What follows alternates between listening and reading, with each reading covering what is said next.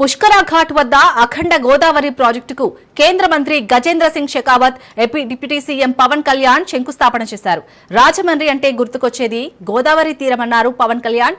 డొక్కా సీతమ్మ, ఆదికవి నన్నయ్యకు జన్మనిచ్చిన నేల గోదావరి ప్రాంతమన్నారు. 430 కోట్లతో ఏపీలో పర్యాటక ప్రాజెక్టులు చేపడుతున్నట్లు డిప్యూటీ సీఎం చెప్పుకొచ్చారు. డబుల్ ఇంజిన్ సర్కారుంటే పనులు వేగవంతంగా జరుగుతాయన్నారు.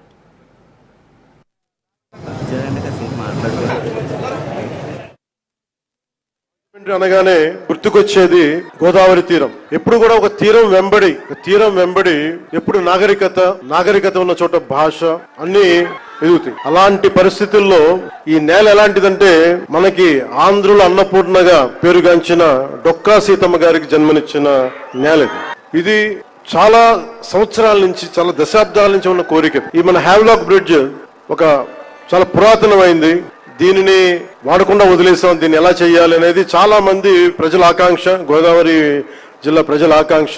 మనం అడిగిన వెంటనే దీన్ని ఒక టూరిజం కింద ఒక మంచి ప్రాజెక్ట్ చేయాలంటే ఈ రోజున ఒక్క ప్రాజెక్టేగా దాదాపు 430 కోట్ల రూపాయలు పెట్టి 7 ప్రాజెక్టులను ఈ రోజున ఆంధ్రప్రదేశ్ మొత్తం మీద పనులు ప్రారంభిస్తున్నాం. ఈ రోజున దాటి మీద కొన్నేమో ప్రణాళికలు సిద్ధం కావడం, కొన్ని పనులు పూర్తి అవ్వడం, ఇలా చేస్తా ఉన్నాం. దాంట్లో ముఖ్యమైనది ఈ రోజు మనకి అఖండ గోదావరి ప్రాజెక్ట్. ఈ అఖండ గోదావరి ప్రాజెక్ట్ లో 2024 ఎన్నికల సమయంలో ఎన్డీఏ కూటమి నిర్ణయించుకుంది ఈ రాష్ట్రాన్ని అన్ని రంగాల్లో సమగ్ర అభివృద్ధి సాధించేలా పనిచేయాలని.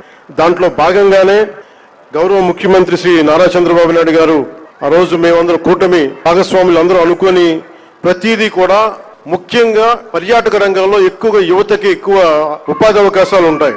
చేస్తున్న ఈ రోజు ప్రాజెక్ట్ కి ముందుగా స్టార్ట్ అయితే దాదాపు ఒక 800 మందికి ఎంప్లాయ్మెంట్ దొరుకుతుంది దీనివల్ల. ఇవన్నీ కాకుండా దాదాపు 4 లక్షల మంది, పూర్తయితే 4 లక్షల మంది కనీసం సంవత్సరానికి పర్యాటకులు మినిమం అని, అంతకు మించి పైకి వెళ్లే అవకాశాలు చాలా ఎక్కువ ఉన్నాయి. దీనికి గౌరవ ప్రధానమంత్రి గారు నరేంద్ర మోదీ గారు ప్రత్యేకించి మీరు డబుల్ ఇంజిన్ సర్కార్ అంటే అది పదంలాగా ఉండిపోద్ది.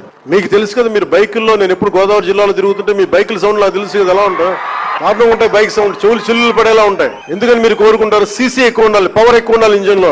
పవర్ ఎంత ఎక్కువ ఉంటే ఇంజిన్ అంత ముందుకెళ్తుంది. అలాగే డబుల్ ఇంజిన్ సర్కార్ అంటే ఇక్కడ మనం శక్తివంతమైన మనకి ప్రభుత్వం ఉన్నప్పటికీ కూడా కేంద్రంలో కూడా అంతే, దానికి 100 మించిన శక్తివంతమైన నాయకులు, శక్తివంతమైన ప్రభుత్వం ఉంటే మనకి ప్రాజెక్టులు చాలా అవలీలుగా అవుతాయి, వెంటనే చాలా తొందరగా పూర్తి చేయొచ్చు.